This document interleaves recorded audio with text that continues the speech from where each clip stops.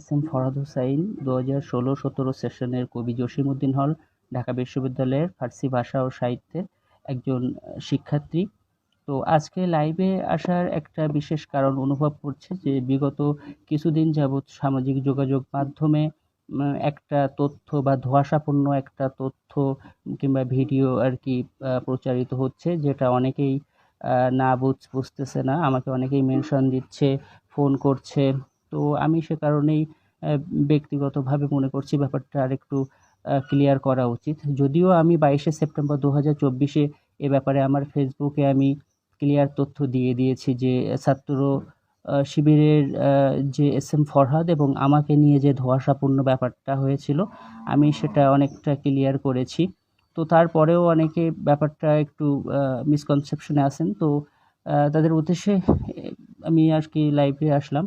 সেটা হচ্ছে আমি এস এম ফরহাদ বাসা সাতক্ষীরা 16-17 সেশন, এবং ওই যে ফরহাদ ও আমার হলেরই, কবি জসিমউদ্দিন হলেরই 2017-18 সেশনের সমাজ কল্যাণ ও গবেষণা ইনস্টিটিউটের ছাত্র। ওর বাসা চট্টগ্রাম। তো অনেকে আমাকে আর ওকে আর কি মিলিয়ে ফেলছেন, কিন্তু ব্যাপারটা হচ্ছে আমি তো আর ও এক নয়।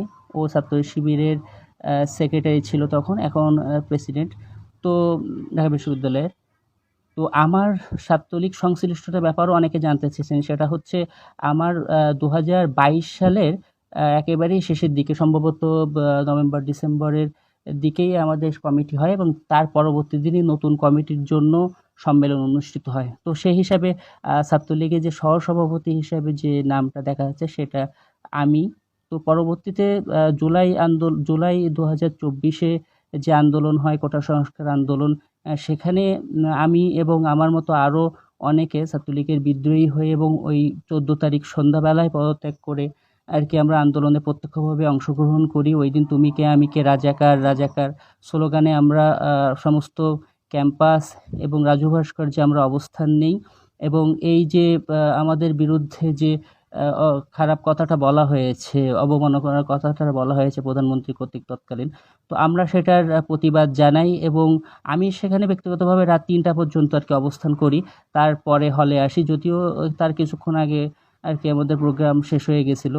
তো আমরা জানি যে ওই দিন ছাত্রলীগের যাদের প্যাডে ছিল তারা অসংখ্য ছাত্র আমরা এই অন্যায়ের প্রতিবাদে আমরা চলে গিয়েছি। তার পরবর্তীতে 15, 16, 17 তারিখ পর্যন্ত আমরা ক্যাম্পাসে আন্দোলন করেছি। 16 তারিখে আমরা যে শহীদ মিনার, কেন্দ্রীয় শহীদ মিনারে আমরা ওখানে আন্দোলন করেছি। ওখানে আমাদের অবরুদ্ধ রাখা হয়েছিল বিভিন্ন ছাত্রলীগ বা হচ্ছে আরও আইন শৃঙ্খলা রক্ষাকারী বাহিনীর দ্বারা। তো আমরা সেখানে আর কি ছিলাম। পরবর্তীতে ঢাকার যে পুরান ঢাকার যে বিভিন্ন মেসে আমি থাকছি, ওখানে থেকে আন্দোলন পরিচালনা করছি।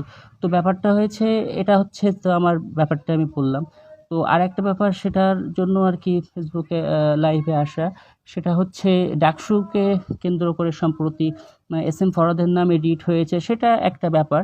কিন্তু ডাকসুকে আর কি অফ করে দেওয়ার একটা চক্রান্ত চলছে, এমনও আমরা দেখতে পাচ্ছি। তো ব্যাপারটা হচ্ছে যে আমি ফরহাদ আর এস এম ফরহাদ তো এক না। আমার নাম এস এম ফরহাদ হোসাইন, ও এস এম ফরহাদ। আমার বাসা সাতক্ষীরা, ওর বাসা চট্টগ্রাম। আমি ছাত্রলীগের সহসভাপতি ছিলাম, কিন্তু ও ছাত্রলীগের তো সহসভাপতি ছিল না। আর আমার যে প্যাডটা দেখানো হচ্ছে সেটা তো ও নয়। তো ব্যাপারটা হচ্ছে এই, আমি প্রত্যাশা করব ডাকসু এত বছর পর, যদিও 2019 সালে হয়েছিল এবং 2018 সালের যে আন্দোলন হয়েছিল সেখানেই কিন্তু আমরা আর কি অংশগ্রহণ করেছিলাম, এবং তার যে একটা ক্ষত সেটাও আমার হাতে এখনও আছে, আমার বাম হাতে। তো আমি প্রত্যাশা করব যে সকল কাদা ছোড়াছুড়ি বন্ধ হয়ে একটা সঠিক এবং উৎসবমুখর পরিবেশে ডাকসুটা অনুষ্ঠিত হোক। যদি কারোর বিরুদ্ধে কোনো ধরনের কারোর কোনো সমস্যা থাকে সেটা ভালোভাবেই আর কি হোক, কিন্তু আমি ফরহাদের সাথে ওই ফরহাদের মিল, অথবা একজনের সাথে আরেকজনের মিল, এগুলো আর কি আমার মনে হয় করা ঠিক না। তো আমি বলবো যে ডাকসুর জন্য শুভকামনা। আমি কবি জসিমউদ্দিন হলেরই ছাত্র। তো আমার হলেরই আবিদ ভাই, আমার হলেরই এস এম ফরহাদ, সাদিক আমার খুব কাছের বন্ধু। তো আমি চাই আর কি উৎসব মুখর পরিবেশে সত্য এবং ন্যায়ের পক্ষে ঢাকা বিশ্ববিদ্যালয়ের শিক্ষার্থীরা যাকে আর কি নির্বাচিত করবে সেই নির্বাচিত হোক। তবে কেউ কাউকে মিলিয়ে ফেলাটা আসলে শুভকর কাজ নয়। আর আমার ব্যাপার আমি ক্লিয়ার করেছি। ফরহাদের ব্যাপারটাও বললাম যে যে প্যাডটা আর কি দেখানো হচ্ছে সেটা আমার নাম। আমি পরবর্তীতে তো ওইভাবেই আপনাকে বললাম আপনাদেরকে যে কি ঘটেছিল। তো সবার জন্য শুভকামনা, ভালো থাকবেন, দোয়া রাখবেন, আর ডাকসুটা অনুষ্ঠিত হোক সেটাই প্রত্যাশিত। আসসালামু আলাইকুম।